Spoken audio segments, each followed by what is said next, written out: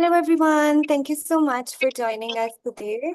We're just gonna maybe wait for a minute in case anyone else wants to join, then we're gonna start. Until then, it would be great if everyone could just type where they're joining from, just share with us like a little bit about yourself.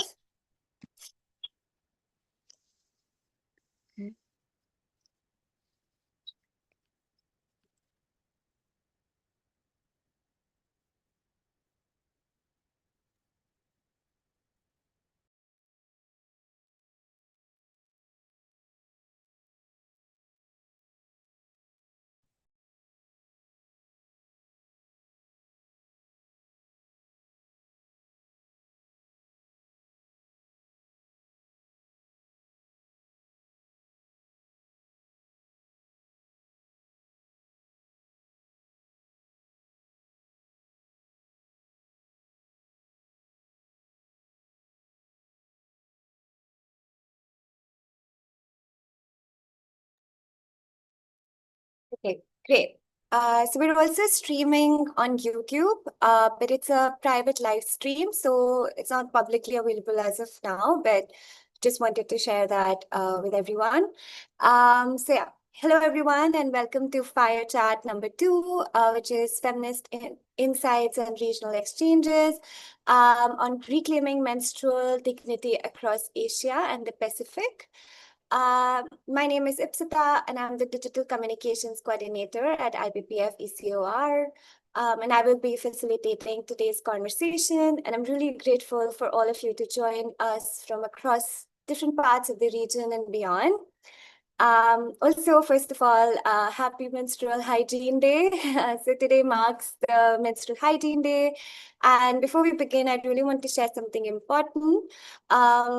So for many of us across Asia and the Pacific, menstruation is still shaped by silence, shame, stigma, and exclusion.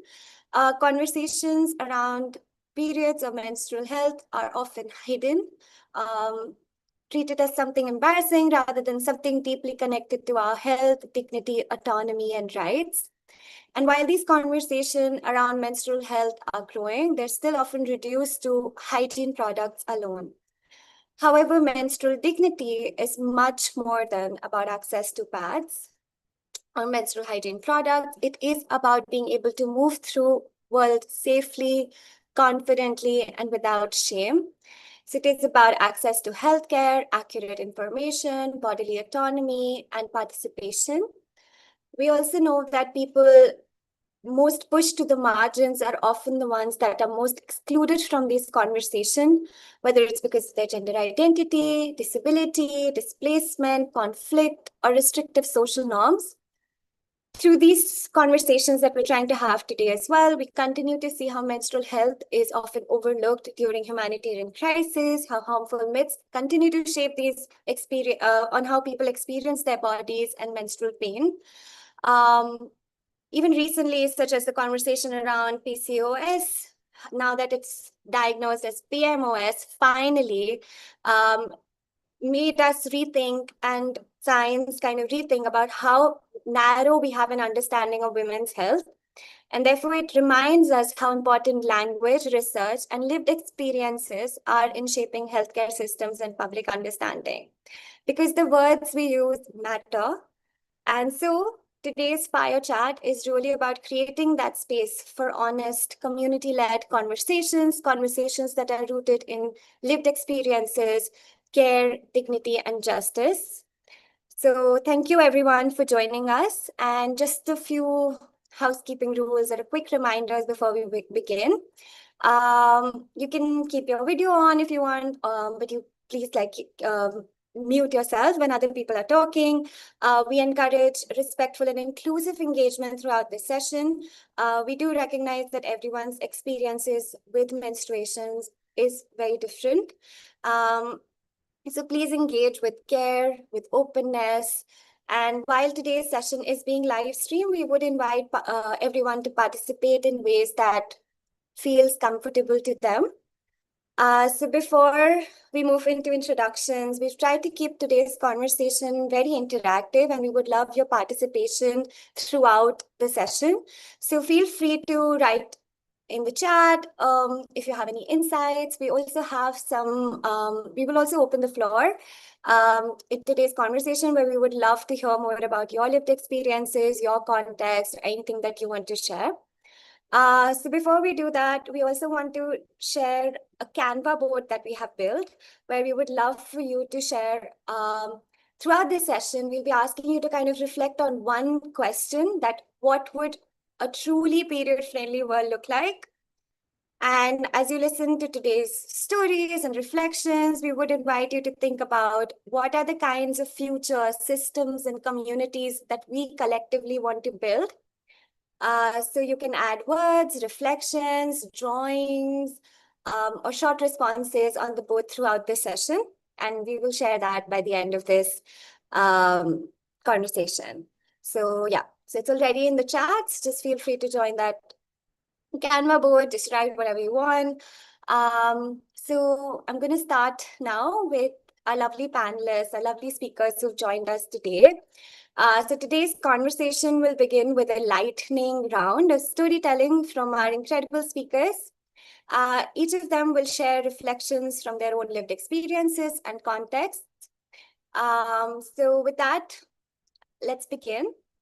So each storyteller will have around 5 minutes to share their reflections, and we'll hold questions until later in the session, so everyone has uninterrupted space to speak and share.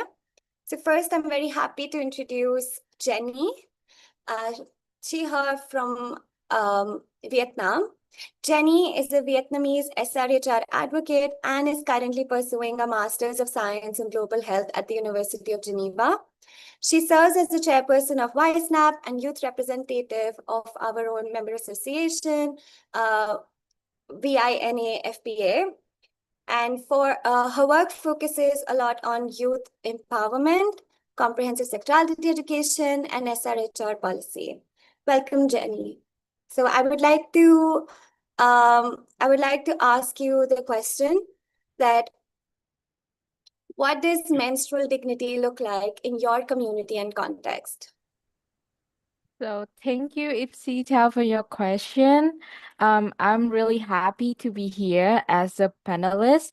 And so to answer that question, I would like to share um a I could say personal story of myself, but I think that many Vietnamese girls have also experienced this story. So my mom is the one who taught me about menstrual hygiene, how to use pad, stay clean and manage my period. But there was like unspoken rule is menstruation is dirty and it's not appropriate to talk about in front of like everyone in front of man. So, and there's one specific like story that I really remember until this day is every Lunar New Year, which is one of Vietnamese biggest holiday in our country. I often get my period. Like in the first day, and then when I did, I cannot go to the pagoda with my family. So I'm not a Buddhist, but um in Vietnam, especially during Lunar New Year, we go to pagoda as a family activity, and it's like seeking offering blessing for a lucky and happy New Year. And but there is one false myth about it, like if women and girl menstruating during that time, they cannot, like they do not allow to go inside the pagoda.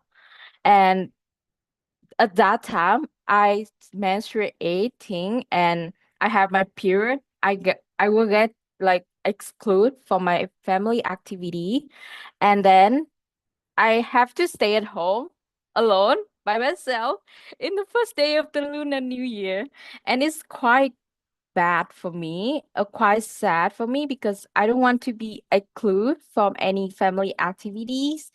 And when I grow up, I start trying to look on the information from the internet.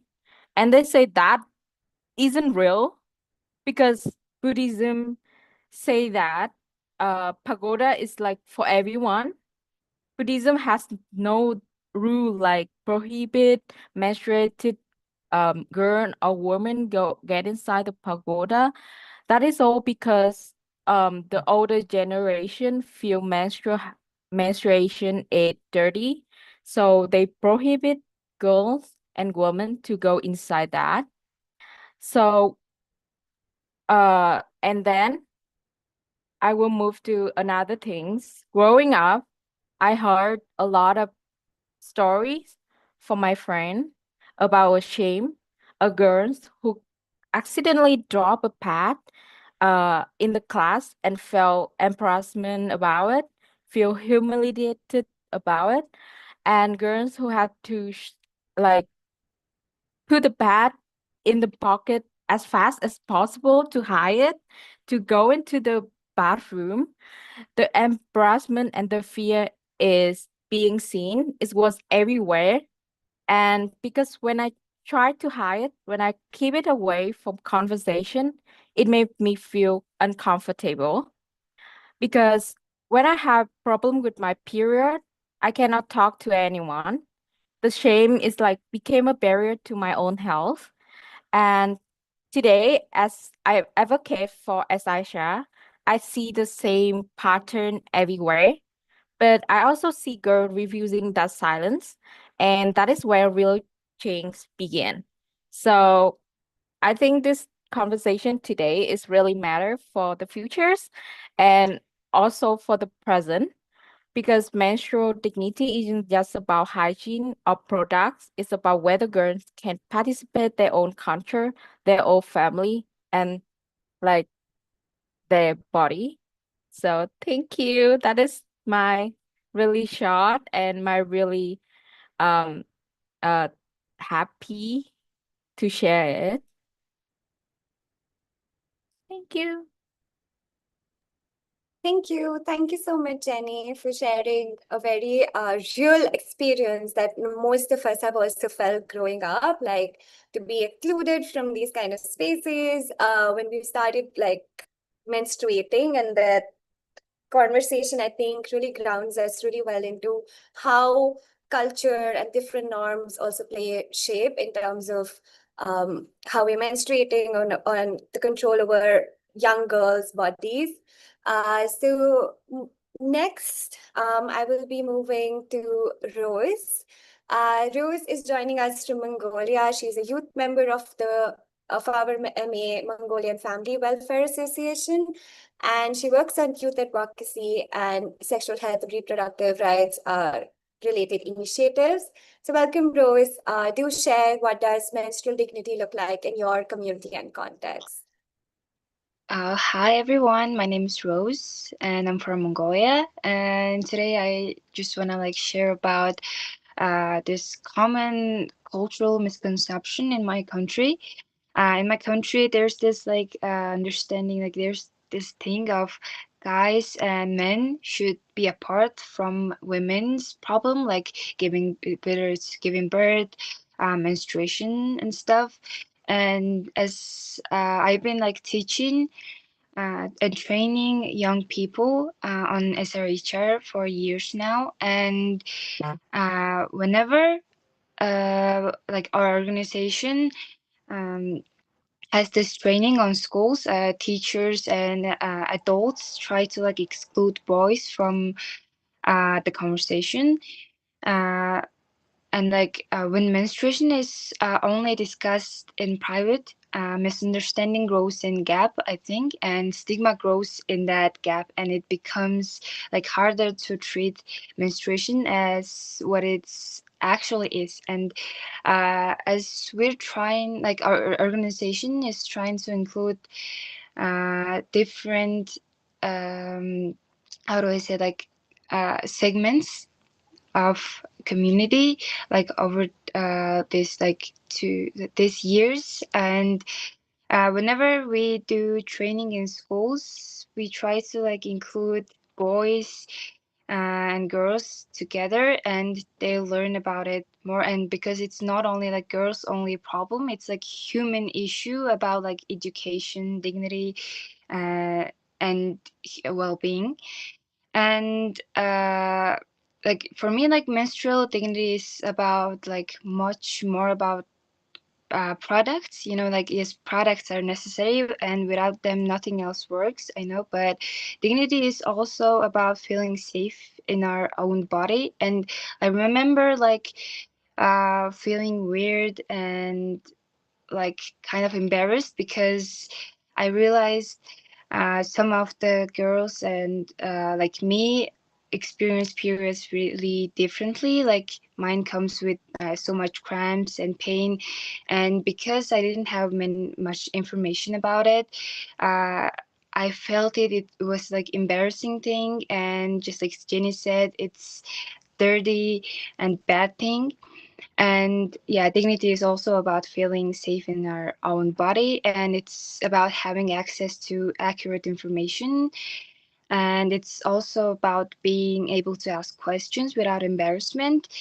And like I realized whenever we're having a training in with like young people, yeah, it becomes like really like awkward. But um, when young people, adolescents, start asking questions, uh, and the atmosphere like changed really quickly, and they ask questions, they support each other, and yeah, I think bringing out about this conversation more will help uh, young people and adolescents have like more comfort in their own body and education about menstruation. And yeah, so like period poverty is not only about products, it's also about silence, stigma, and lack of safe conversation spaces and lack of inclusive communication, I think.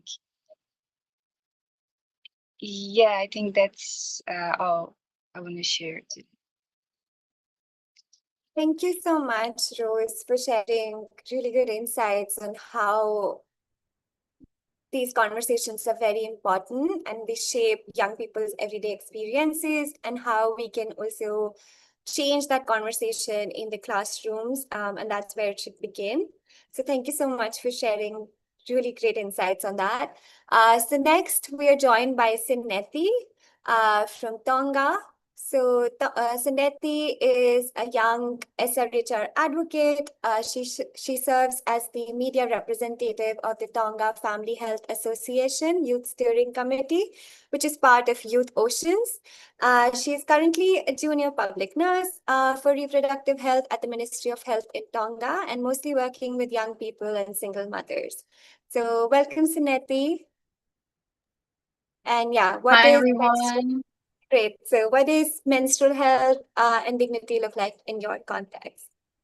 Please share. Thank you. Um, Thank you for the opportunity. Menstrual dignity is one of the sensitive topics in our culture. As we're all aware, menstrual dignity is the right of every person who menstruate to manage their cycle safely, comfortably, and free from stigma or shame. In our Tongan context, menstrual dignity is not just whether we have access to menstrual health products such as pads, the toilet, but it's also, I believe it is more about whether girls and women in our community can feel safe, respected, and able to manage their period without shame or fear of cultural stigma. As we all know, Tongans are very big on culture and faith. As growing up from experience, I tend to see that menstruation is not like a big thing for us Tongan. Like we see it as a topic that we don't really like to talk about. Um, that creates for me that creates an environment for young girls to feel ashamed and to keep to themselves what they're going through when they have their menstruation. Um, since because of people are not given safe, accurate, and age-appropriate information about their own bodies, that silence becomes a wall between them and the care they deserve. If we take into account our schools here in Tonga, Specifically, there is no specific convenience store within the school compound for students to have access, especially girls, to have access to safe and hygiene menstruation products, which leaves them thinking it's their responsibility to bring their own from home. So not only that, in school, sometimes teachers do not understand, or they choose to dismiss period pain as being girls being whiny or always complaining, because they don't understand menstruation has those effects on us girls as young people.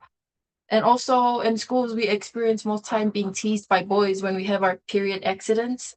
So those are some things that causes us young girls to be ashamed and feel ashamed of having our menstruation, that we choose not to talk about it or to express it to other people.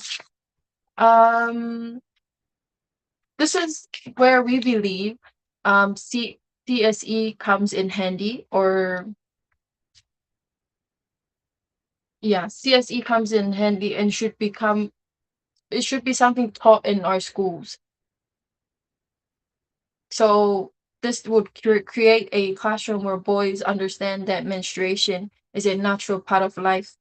We could put it into the mocking. It gives teachers the language and the confidence to respond with care rather than dismissal every time a girl comes complaining about their periods.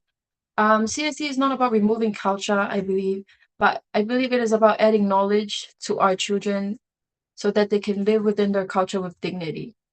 The Pacific SRHR Youth Strategy calls for CSE that is gender transformative, culturally appropriate, and generally accessible to all our young people.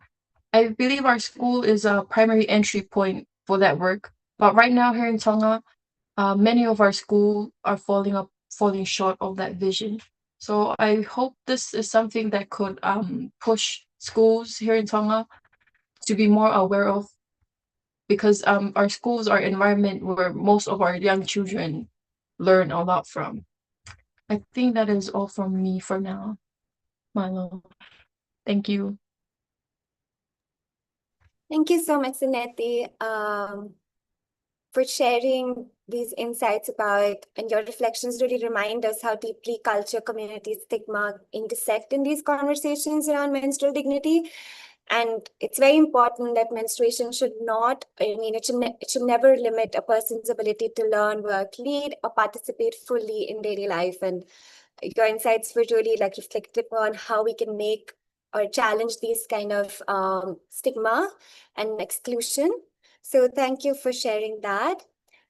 Next, last but not least, we have Zai. They're the co-founder of Transmask Alliance in Pakistan. They have been working on sexual and reproductive health rights and inclusive initiatives in Pakistan for over 5 years.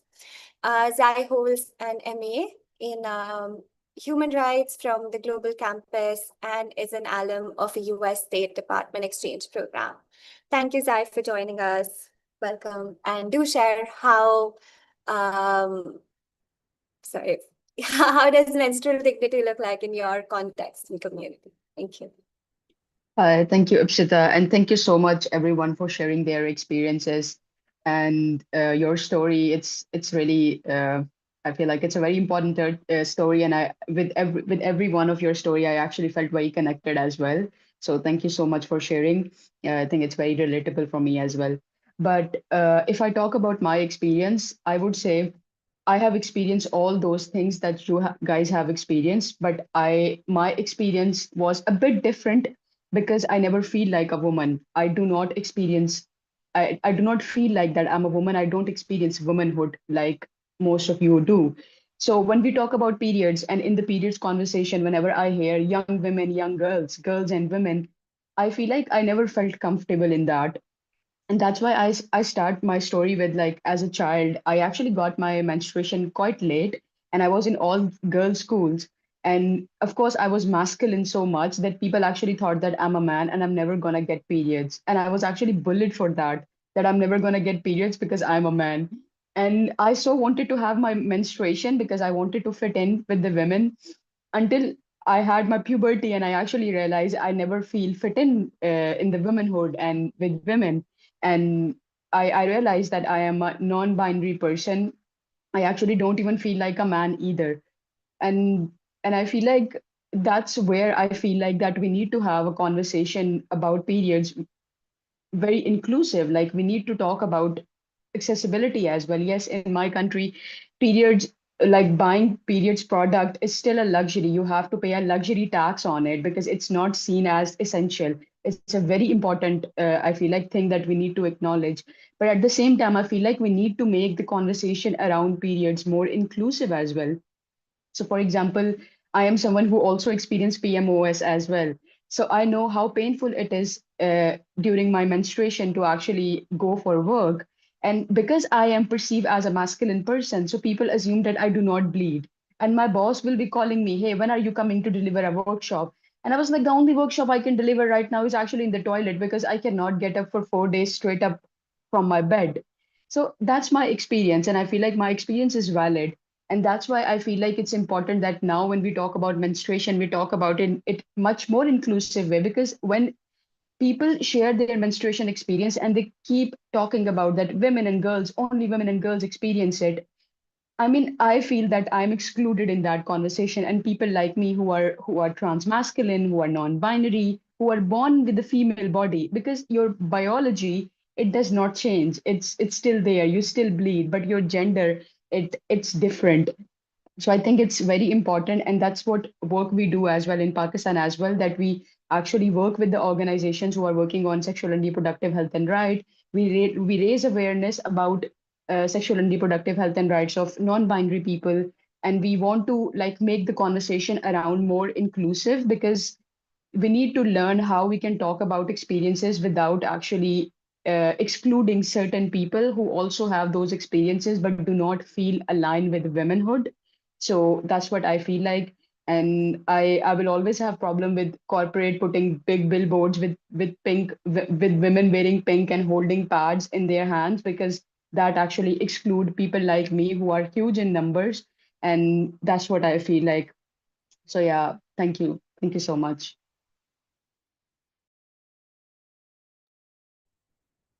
Thank you, Zai, for bringing the conversation and reminding us how important inclusive and affirming menstrual conversation in healthcare spaces should be, and why it's very important as to the words we choose to use. So thank you so much for sharing that.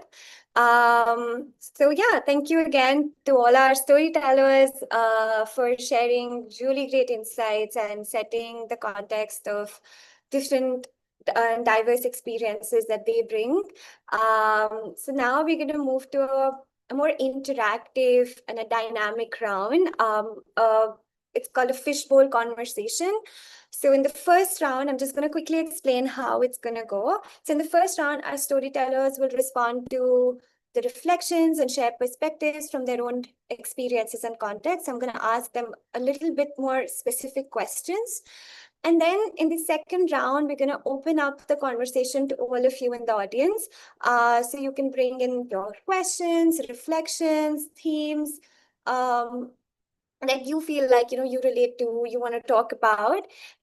So this is not a traditional panel discussion, but rather a more shared space and conversation where we can like listen, reflect, and also like learn from each other. So again, I'm gonna move to Jenny first. So Jenny, why do you think menstrual health is still overlooked in humanitarian and disaster responses? And how do silence, shame, cultural taboos contribute to girls and people who menstruate being left to manage these experiences alone in the crisis? So thank you, Ipsita, for your question. So a little bit small context about my country is we have flood every year. And yeah, every year we have flood. We have a lot of flood. Mm, and menstrual health often overlooked in humanitarian response or climate disaster response because it is excluded from daily conversation in Vietnam due to stigma. No one talk about it, no one think about it, and no one care about it. So girls have to suffer by themselves. Like growing up, menstrual health like never discussed in our family, and um the message is really clear. Menstruation is something to hide. Because menstruation stay hidden everyday conversation, it's become completely invisible in crisis response when aid organization plan relief kit for floods. They don't think about menstrual product because no community care about it. So it's not even on their radar. Like they don't think about if a girl have their first menstruation during the flood season, during the rainy season, they don't have access to a clean water. They don't have access to electricity and their hygiene bathroom. So it is really, really difficult for them to uh uh, to have to suffer from the period. They have to suffer alone, get uh so no one talk to them, no products because like all the road is collapsed, like no one can get inside. I mean not like no one, but it's really limited. No, and no one understanding what is happening to her body, and the girl is feels ashamed because menstruation has always been shameful in her culture. She's bleeding on herself, and no one have because menstruation was never part of the conversation to begin with. So that is like an a cycle, cultural stigma to the silent to invisibility, and the girls suffer alone. The only way to break it uh, to bringing menstruation into conversation in family, in community, in organization. When we start talking openly about menstruation, people will think about it, people will care about it, and when they care, girls won't have to suffer alone again. Thank you. Thank you. Thank you so much, Jenny, for sharing this. And I think that really highlights how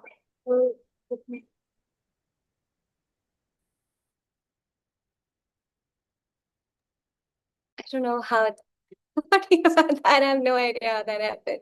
But anyway, so thank you so much. And I think it really highlights how menstrual dignity cannot be separated from conversations around justice, visibility, and care. Next, I would like to ask Rose. So since you work a lot with young people, so you know how many young people still grow up without these honest conversations about periods, about bodily autonomy. So how can we ensure that conversations around menstruation and bodies move beyond silence and shame, um, especially in schools and communities? Okay, like I mentioned about like we should keep the conversation open, and now I want to talk about like when we talk about menstrual conversations, like I think we often imagine like general young people, but working with adolescents with disabilities and special needs made me realize that these assumptions can leave a lot of people out of this conversation like completely. For some young people, the issue is not just silence or embarrassment around menstruation. It is the way information is communicated in the first place. I've seen situations where bodily changes are mentioned, but not in a way that are always clear, adapted, or easy to process for everyone. So even if menstruation is being talked about, it doesn't automatically mean it is understood by all young people in the room. And this creates a very different kind of gap, I think. It's not just like I'm too shy to ask. It becomes like I'm not fully sure what this means for me. I don't know how to ask for a clarification in a way that will be understood.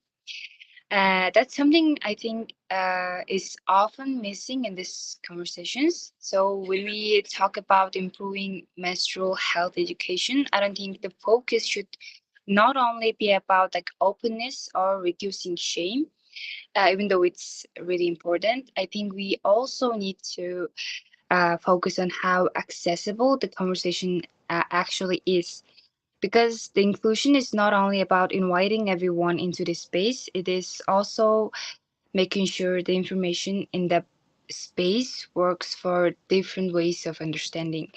And from what I've seen, small changes make a big difference. When explanations are more clear, when people are given more time to process, when questions are welcomed without pressure, young people with different needs became more engaged and not passive, not left behind, but actually part of the conversation. And what stood out to me most is that this doesn't only benefit young people with special needs or disabilities, it improves the conversation for everyone, because clearer communication reduces confusion across the board. And so for me, the question is not only are we talking about menstruation openly, but also are we communicating it in a way that actually reaches every young person who needs it. Yeah, thank you. Thank you. Thank you so much, Rose, for sharing this. I feel that's very important as to how we can include young people in this conversation and why it is so important to include them from the start. So thank you so much. And next, I would like to put my question to Sinetti. So, Sinetti, in many Pacific communities, menstruation is still surrounded by silence and stigma, as you already mentioned. So, from your experience, how do period poverty and cultural taboos affect young people's everyday lives?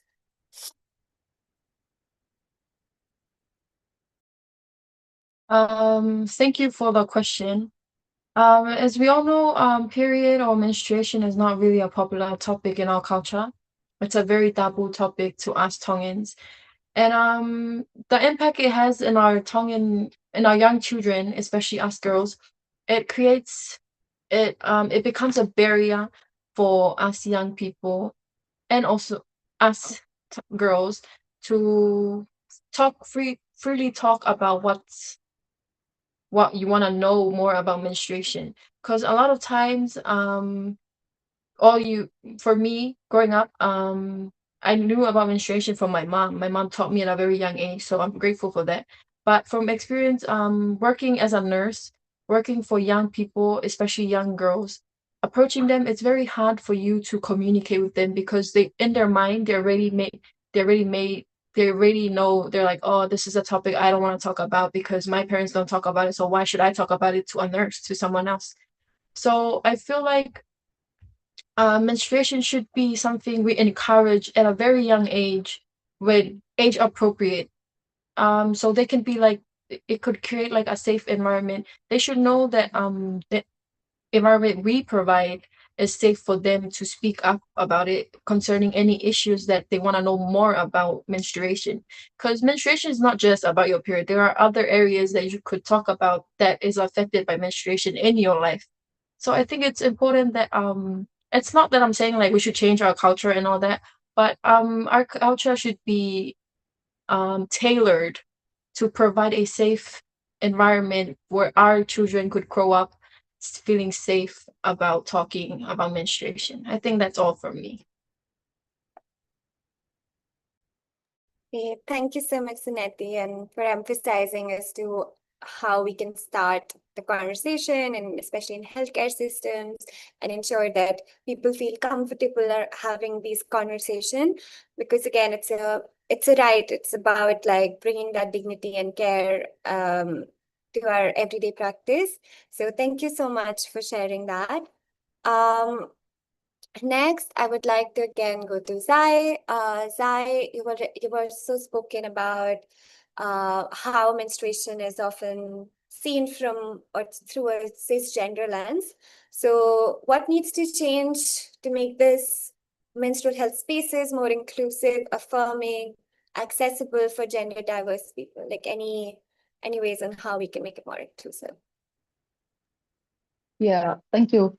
I feel like first is actually the language that we use, because I feel like rather than saying women and girls bleed, we can simply say people who menstruate, people who need menstrual care, or people who needs period care. Because I think language is the first thing that we actually need to change and make it more inclusive. Because we need to understand that menstruation can make you feel empowered. I don't want to take anyone, like experience and what they feel around menstruation. It's equally valid if someone feel empowered by having menstruation, but someone might feel dysphoria around it as well. Someone actually feel that they feel nothing about it, and some also feel like they actually do not like this experience at all.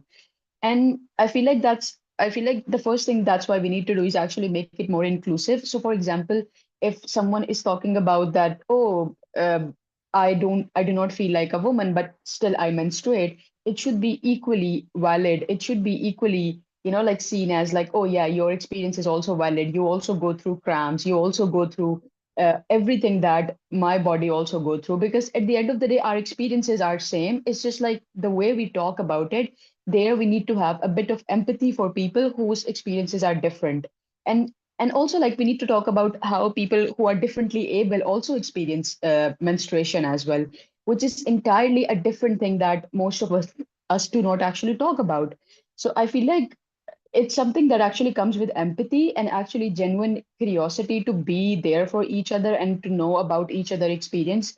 And that's why we need such conversations more, where we could sit and actually just talk about our diverse experience with menstruation, and do not see it as just a cisgender experience that, oh, it's just connected to womanhood or femininehood. It's just an experience that different bodies go through, and we just need to like make our conversation inclusive.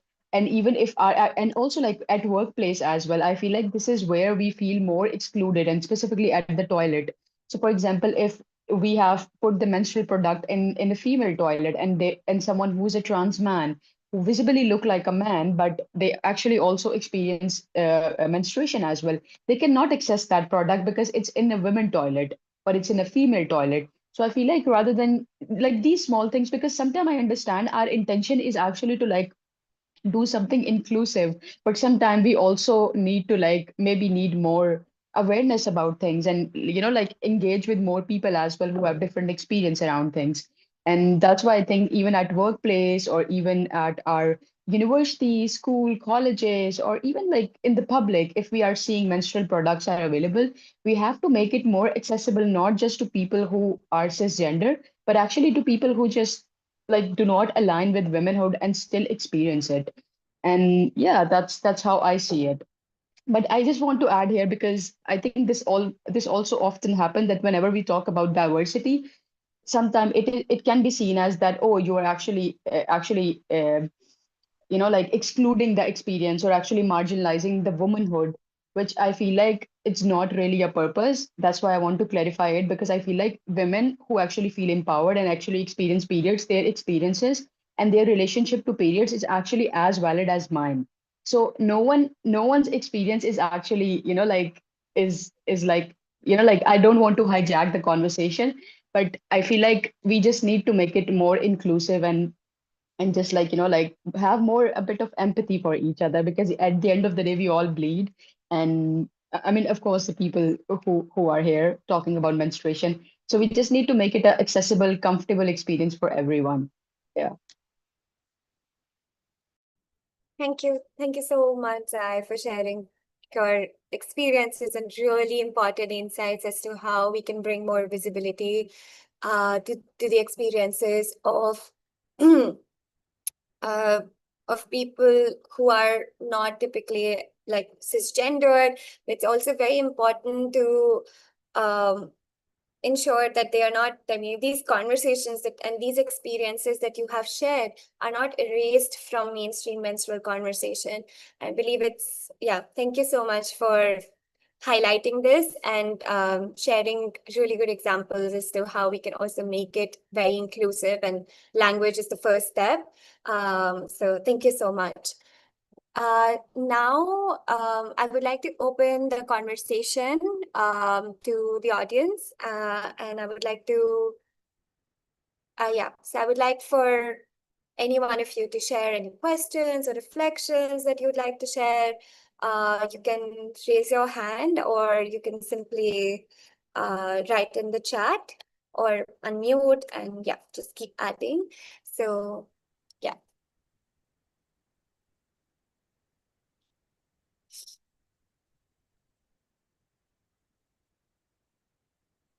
Okay, so Nandini, and then Magda. So Nandini, if you'd, just quickly also introduce Yes. yourself and share a bit more. Yes. So, hello everyone. I'm Nandini, and I work with an organization called Asia Safe Abortion Partnership, ASAP. We are a regional safe abortion rights network, and I think I mean, it was really amazing to hear all the speakers. So, and we kind of so thank you IPPF ECOR for organizing this, and for all the speakers who spoke really well. And I think one of the things that, kept coming back to me, because we do a lot of work, because the work of safe abortion rights conversations are kind of rooted in gender and sexuality rights conversations. So menstruation is, of course, one of the most important things that we talk about even in our work. And over the years, I think we have been really looking at it from a more intersectional lens. So thank you, Zai, for bringing up the whole point about inclusivity and expanding it. But also, when I think Rose talks about the CSE, and I think Seneti also, you talk about changing culture. I think these were some of the really important key points that stayed with me. Jenny, when you mentioned about conflict setups, I was actually making 2 points that I wanted to share with all our audience today. That you must know that in Myanmar there is a conflict going on, and it's under a military rule of late. And I don't know if we have any participants from Myanmar joining us today, but recently the military regime has banned all menstrual hygiene products in Myanmar, because according to them it was being used for by civil soldiers to sort of heal their wounds and everything, as a band-aid. So they've just stopped all menstrual hygiene products. So I really feel like, how much more challenging it is in the conflict setups where this kind of very hyper aggressive patriarchal regimes are running. So, or, in a situation like Palestine and Gaza where genocide is going on, we do not know what the situation is. It must be very, very dire. So thank you for bringing up the problems of conflict zones, and what's happening there, because as we speak we have to remember those who are really in a very bad situation. And I think that's just our job as people who are advocating for human rights and feminist human rights. And the other thing that I was thinking is that, how natural menstruation is, and how so many people around the world menstruate, and yet the stigmatization. So even in the medical science, only up until I think it was in 2023 when scientists for the first time tested human blood on menstrual hygiene products on a pad. So I think just another reminder that how this issue itself is not just culturally neglected, but also scientifically neglected. And in every whichever way, the stigma, taboo, and shame around it, which all the speakers brought up so beautifully, it plays out in the real world and impacts our well-being. So I think it's a very important conversation to have. And I completely agree with Zai that we really need to expand the conversation, be more inclusive and intersectional, and really have empathy to understand how different people are experiencing menstruation. So just I wanted to share those points. Thank you, Nandini.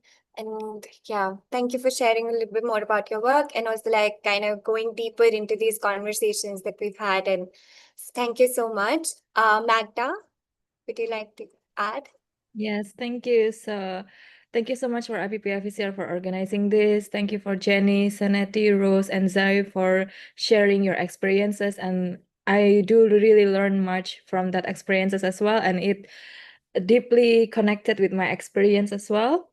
So I just have a question for everyone, including the participants. I just want to know more about what is the most annoying myth that we still hear or listen from the society about menstruation, because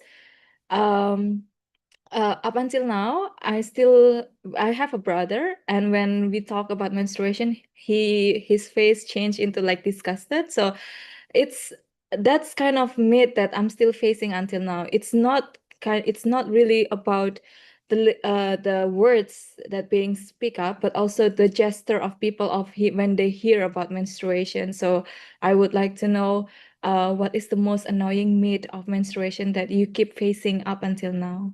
Thank you.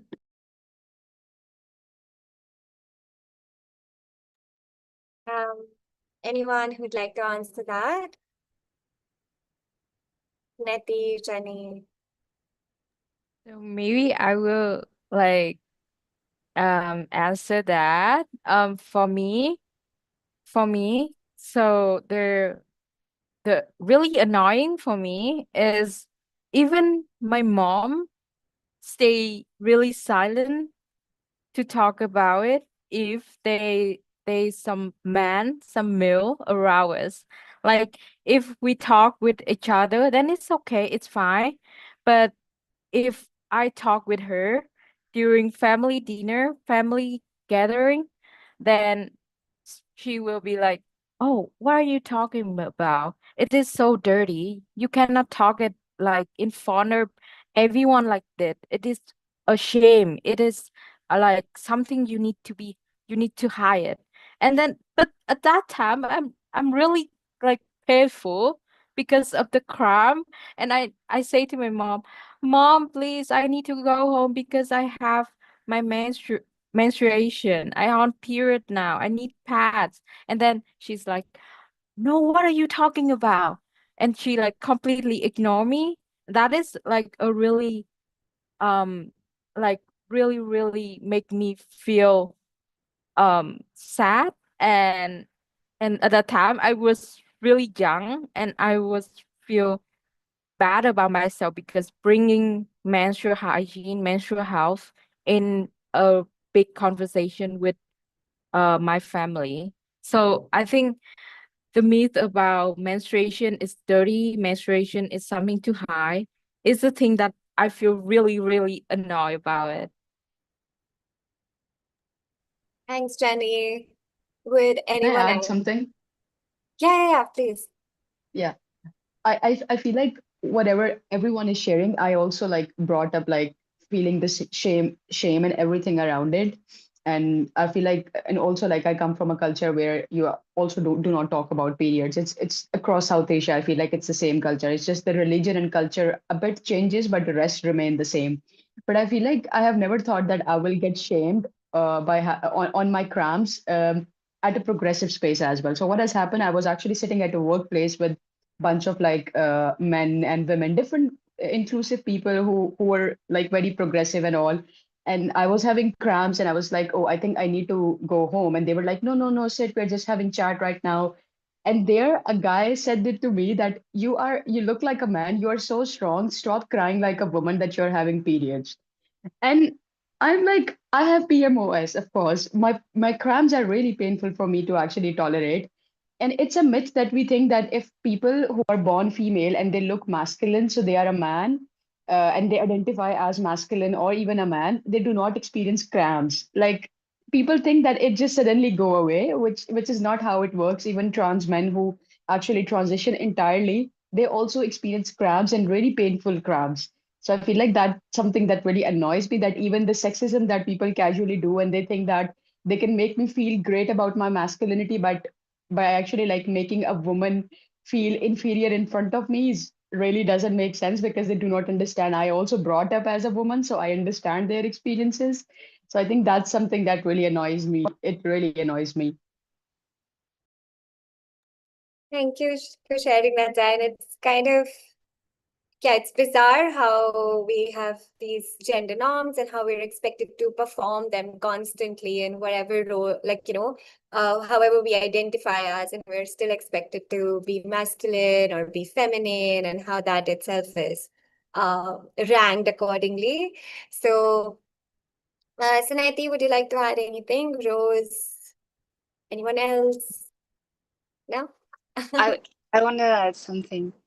I Yeah. mean, this is like the first time I got my period. Like, my grandparents and old people, Mongolians have that nomadic life, in the countryside. Well, my grandparents said that they didn't have like pads or any menstrual like uh, things products. So they at first they refused to like buy me pads or anything, and saying it's not something we should be like spending much on, and we should like you know they kind of like sue something from cotton and stuff. It's not hygienic, and the idea of that was like existed in Mongolia for over years. So at first it was hard because I visited my grandparents a lot in the countryside, and they just refused to like let me use hygienic pads products and stuff. Yeah. And at some places in Mongolia that idea still exists, and it's really bad. Thanks so much, Rose, for sharing your experiences. We have somebody who's raised their hand. Abe, if you'd like to just unmute and share.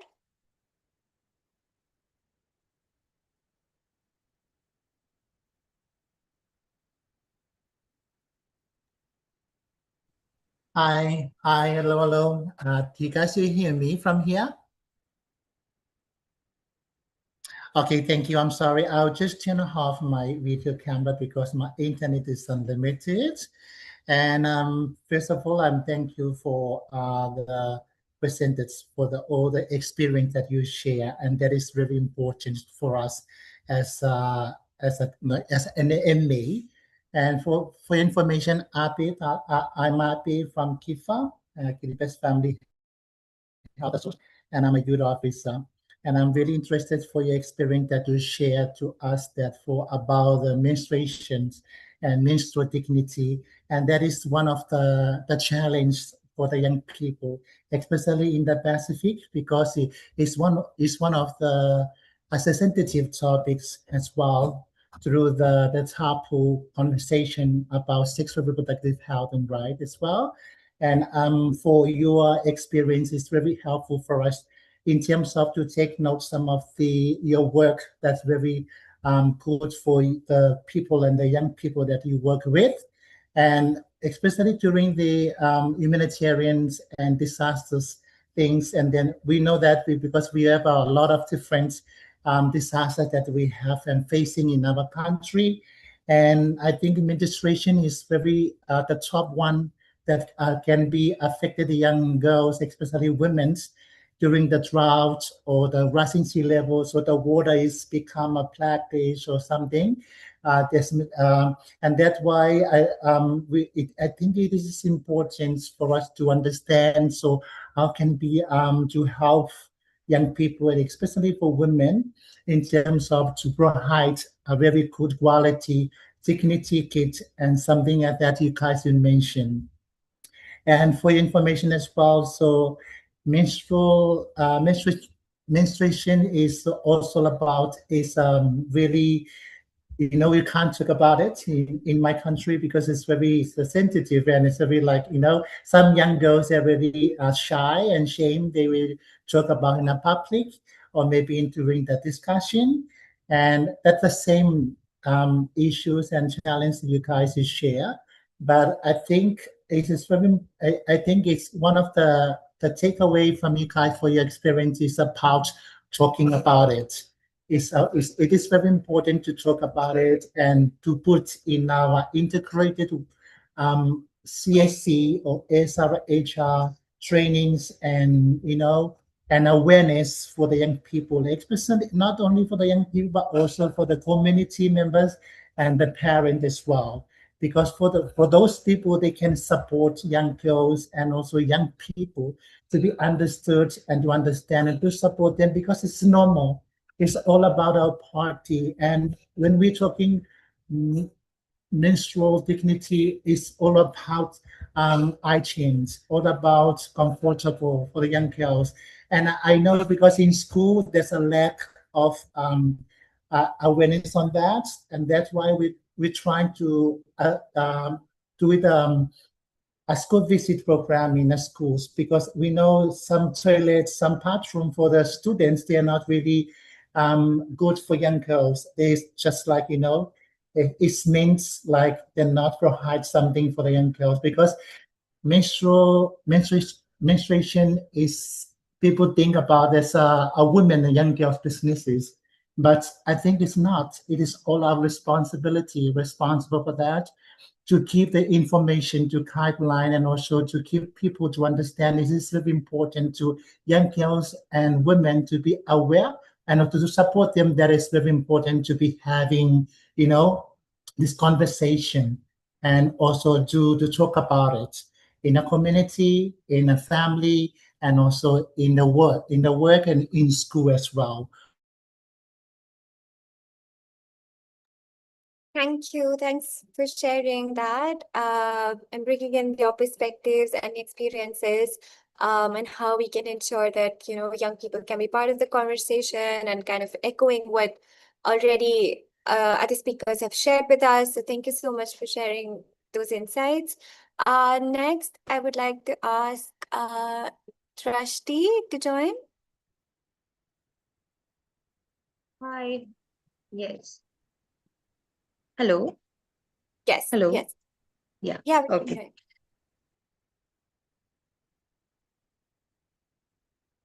you. Yeah. Hi. This is Drashti Oza from India, and I'm a environmental engineer, and right now I'm working on sanitary waste management. And since we guys have been talking about menstruation and its dignity, its products, everything, so I just wanted to ask everyone around here that do you guys think that whatever the product that we're using for during our menstruation, it also creates most of the products are regarding that, and since it contains our blood it can be infectious waste also. So is there anyone who can share their views that what is going on around that? Yeah, that's what I wanted to ask. Sorry, Drishti, you broke in between, so I don't know, I couldn't hear the full question. If you can just repeat it.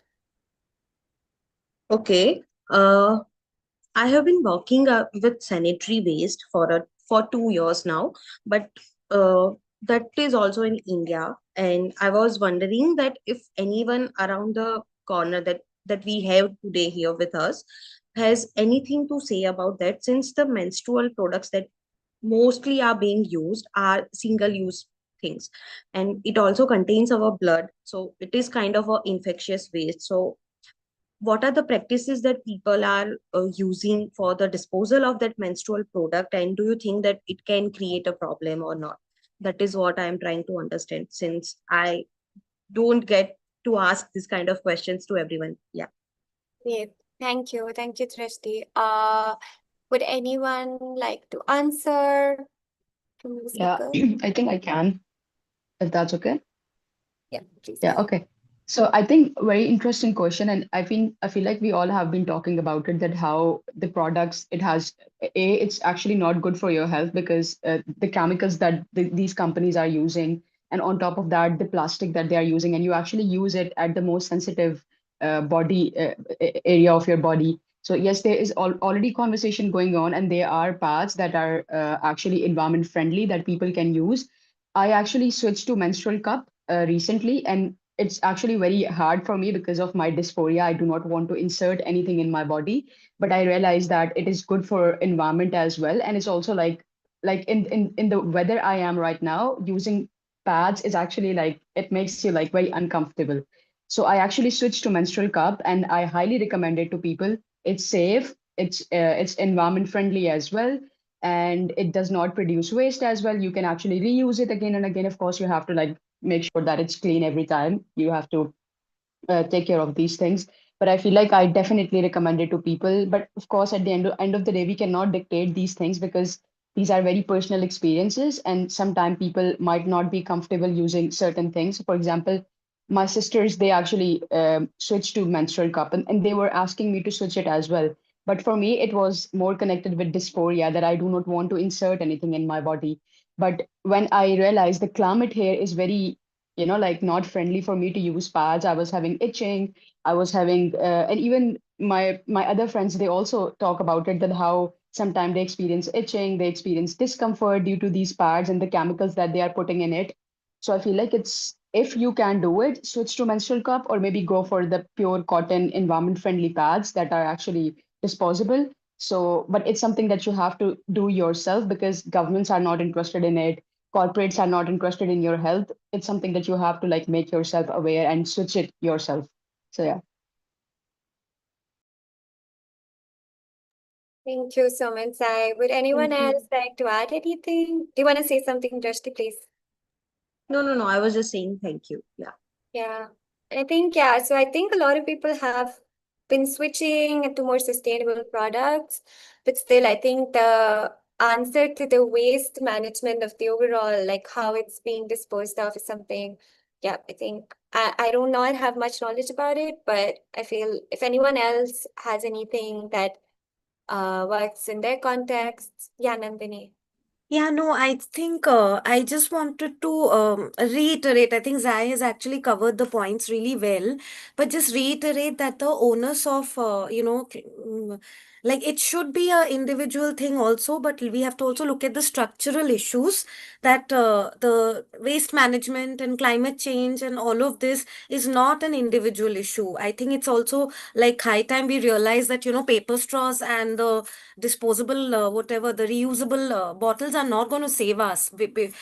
Just in a day, the amount of pollution that the war is creating is going to surpass anything we contribute in a lifetime. So it's also a corporate agenda to make us think climate change and waste management is in our hand.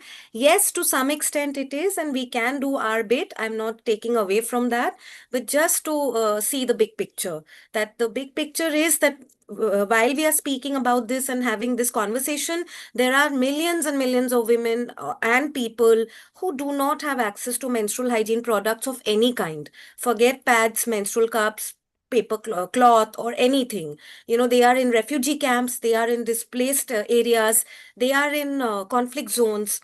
So I think we really have to now shift the focus from individual usage to also hold people in power accountable.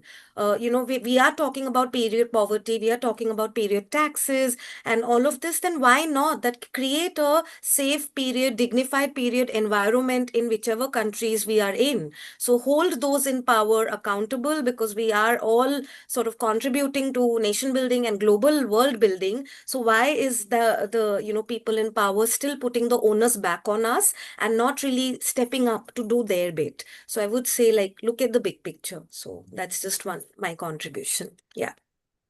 Thank you. Thanks, Nandini, for such powerful words. Do you want to add anything, Jenny? No.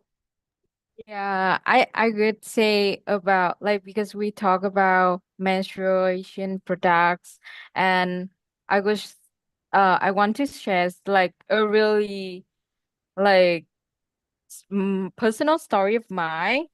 So my mom stopped menstruate like since I was in high school. So she stopped to buy menstruation products. Before that, she's the one who managed that, and I just use what the things she gave to me. And when she stopped menstruating, um, she gave me a amount of money and tell me, you have to buy for yourself now, by yourself. And then when I go to the supermarket, buy it, I just pick it. I don't look at the price because the price display is really hard to see. So I just pick it, and then I go to the cashier, and then I don't have enough money to buy it. I just don't have enough money to buy it. I have to put it back. And that is the moment I realized, oh, if I can't even buy the menstruation product, then how about the other people? Like, how about the women and girl? Like, how about the people in my countryside, in my province? They even cannot access to the real product. They all like in the province of Vietnam, there's a lot of fake products, counterfeit products, and unsafe menstrual product. And I think they don't consider pads or menstrual hygiene products as medical things. So they just j- do it like really unlawful. I could say unlawful, and they don't have standard for it. So it's not only bad for girls like me, but it would be really bad things in the future for the another generation. So if we do not take a look at now, in the present, at the moment, then in the future, the same people like me, the same people like us, will still face the same challenge. Yeah, thanks, Jenny, for sharing. I think it's even here in India, the products are very expensive, and the ones that are more like sustainable itself or have branded themselves to be sustainable are also not very easy to access or buy. So yeah, that's a huge problem in terms of accessing these products, but at the same time, there's no quality check or control that also ensures that what are the long-term impact of using these pads for very long. So that's also something we do not know much about. So I have Rehan, they have raised their hand for very long in this. So if they'd like to also add something. Hello, everyone.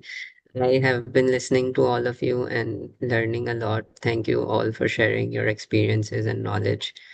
Um, I just wanted to add my own little experience as a trans man.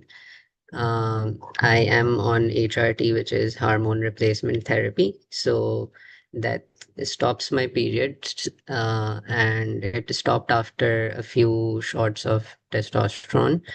However, because I haven't had my surgery, so the uterus is still there, and sometimes it happens that the periods get back. So last year it got back, and I was worried, but then I looked it up on internet, and it said that it's okay, it can happen sometimes.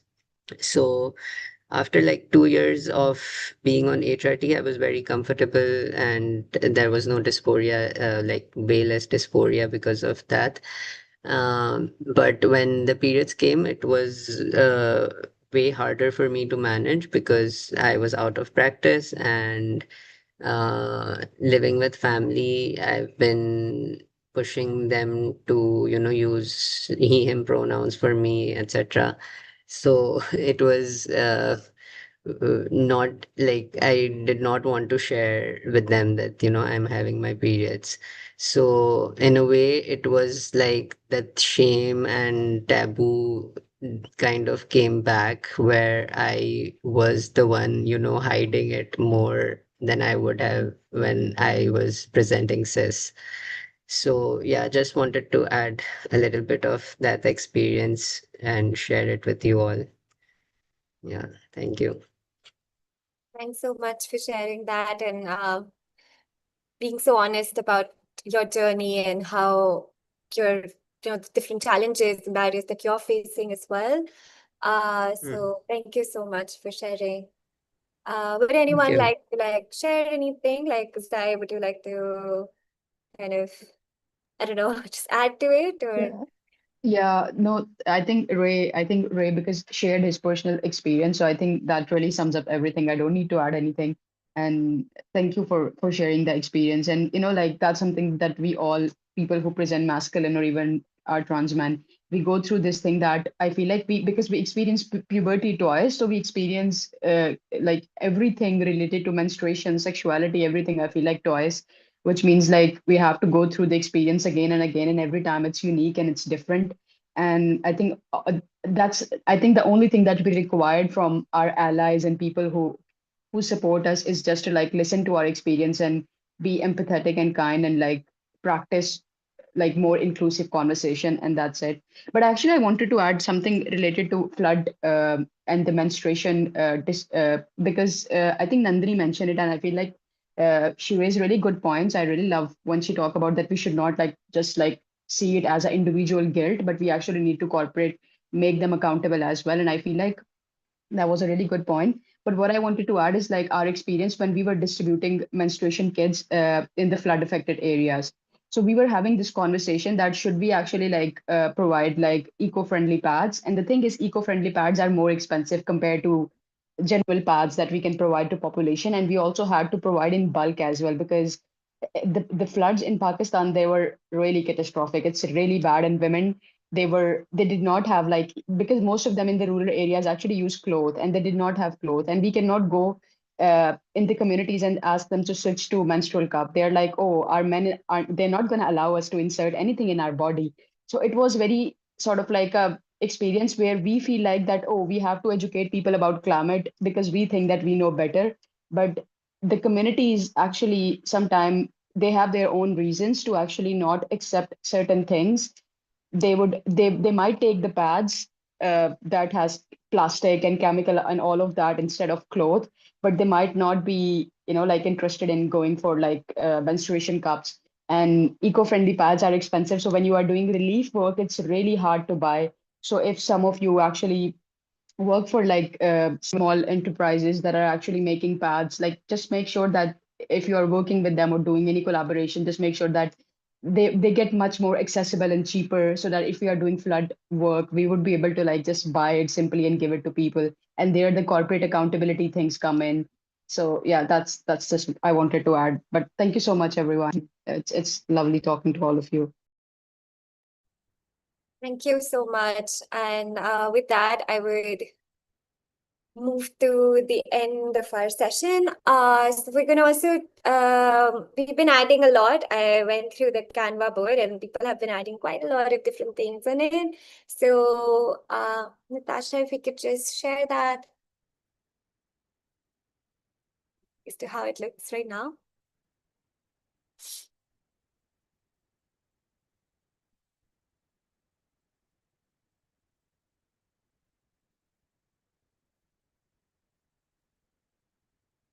Amazing. So I feel like people have added quite a lot of points that were brought up today, and how it should be more accessible, like the products itself is continuing the conversation we just had, but also that they should not be taxed, it should be affordable for everyone. The conversation around language and inclusive language. Rather than using girls and women, we should use people who menstruate to make the conversation more inclusive. Comprehensive sexuality education is the starting point, which adds to the culture and does not reduce it. Suneti has added.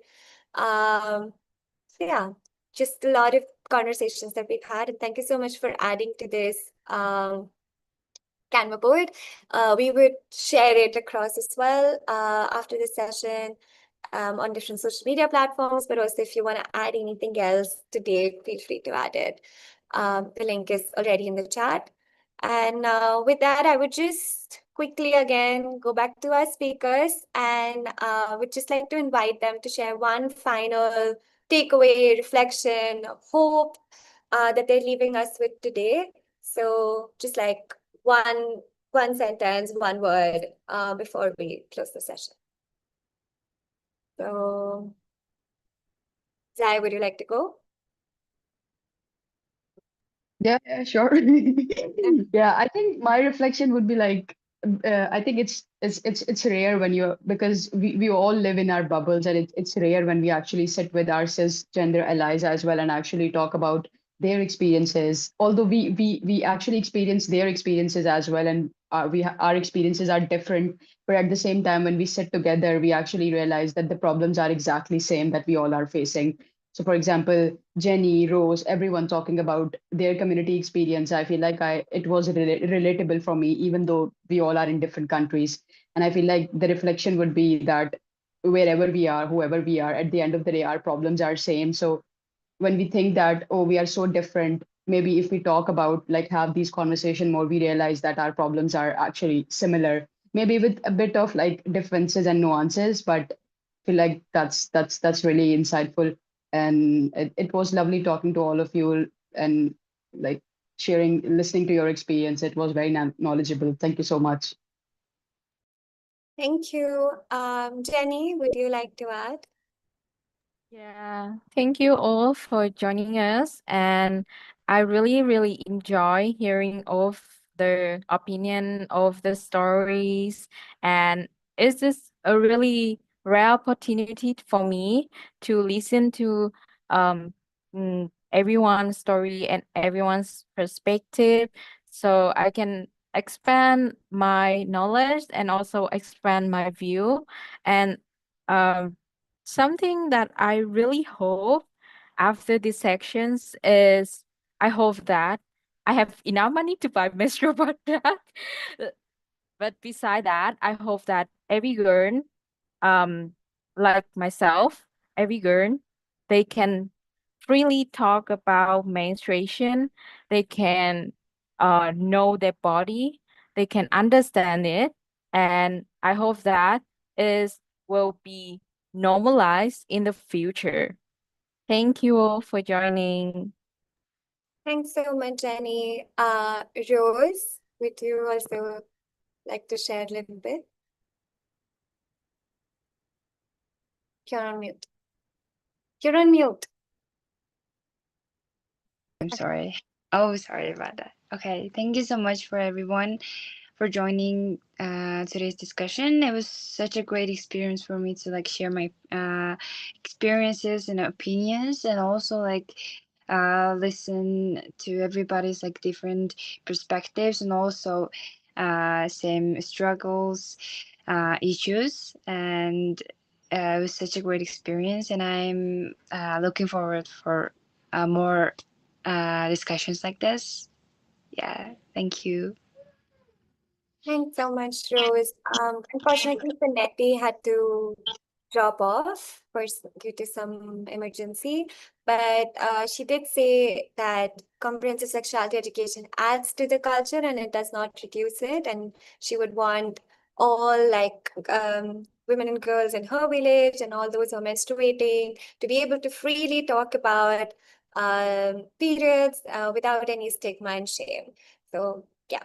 And finally, thank you so much to everyone, to all our wonderful speakers and everyone who added to this conversation. I think it was a really enriching experience for all of us to like learn so much about different experiences, cultures, and um, context as to how how similar we are, how but there's still a lot of differences, and that's what makes us I feel more feminist. And yeah, so I would just like to now ask Nandini to just conclude and yeah, close the session.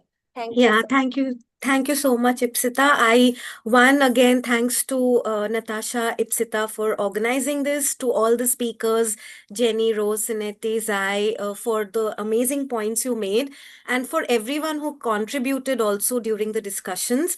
Thank you so much. I think this was a very, very rich discussion, and yeah, something as basic and normal as menstruation, and even that has so much around it, the politics that we need to really unpack. The biology is pretty much simple, but we make it so much more complicated due to the cultural and the political issues around it. So I'll just summarize with some of the key points which you all already brought up again. I think, Jenny, most important point that really stayed with me is about learning about menstruation in a way that the stigma, shame, and embarrassment can go away. So to normalize it really, and finally to have money, like everybody should have resources and money to buy the pads that they want to buy, or buy any menstrual product that they want to buy. And yeah, I think we have to create an environment that ensures that kind of access.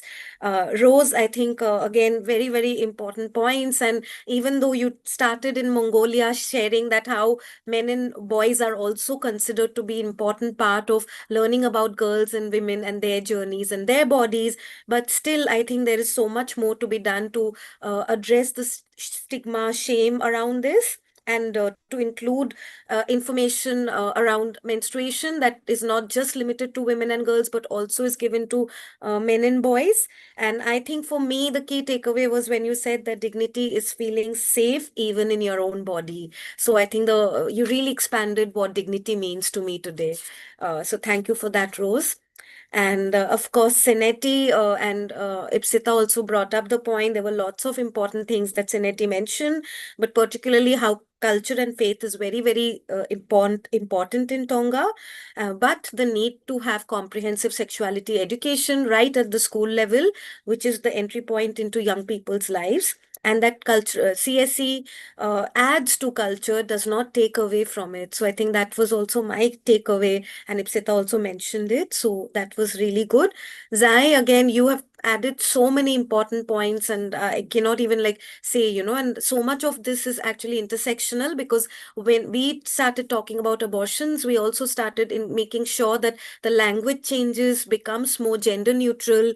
Pregnancy, abortion, all of these are bodily issues, biological issues. They are not about, gender specific issues, but I think culture has made it into like a gender specific thing. But since we are challenging what gender itself looks like, I think it's high time that we also challenge these issues as well, and that menstruation should be talked about in gender neutral language, and about menstruators, or people born with uteruses, or these kind of terminologies that makes it more inclusive for us to talk about these issues for different diverse groups of people. But I also like the fact that you talked about disability, and that how people with disabilities experience menstruation, and that we really need to now build empathy so that we can learn from each other and create a more enabling environment, so where everybody is included and people don't feel excluded. And I think Rian actually added by talking about the dysphoria, and that people go through the dysphoria. And I think these are some very, very important things for us to learn, and as we move forward, because I think, yeah, this kind of cross-cutting dialogues are really, really important towards building greater empathy and understanding about each other's issues. So yeah, I think I will close on that, and I hope I haven't missed any important point. But of course, menstruation is everybody's issue, and we have to talk about it in more inclusive and empathetic language. So thank you so much for that. And over to you, Ipsita and Natasha. Thank you so much, Nandini, and kind of summing up the entire conversation that we had today, and how like menstrual dignity is not just about hygiene, it is about our dignity, rights, participation, autonomy, inclusion, and yeah, I can keep going. So thank you so much to everyone for being part of this conversation, to the audience, to be so engaging and participating and sharing their really like honest conversations. So yeah, thank you for helping us collectively imagine what a period-friendly world would look like. Thank you. Yeah, thank you so much, Ipsita, and thank you, Natasha, for actually organizing this space and your team. And thank you, Nandini, so much. I really love listening to your points. Thank you so much. Really, really, really insightful. Keep doing the amazing work. We need more feminists like you guys. Thanks, I will all stay in touch.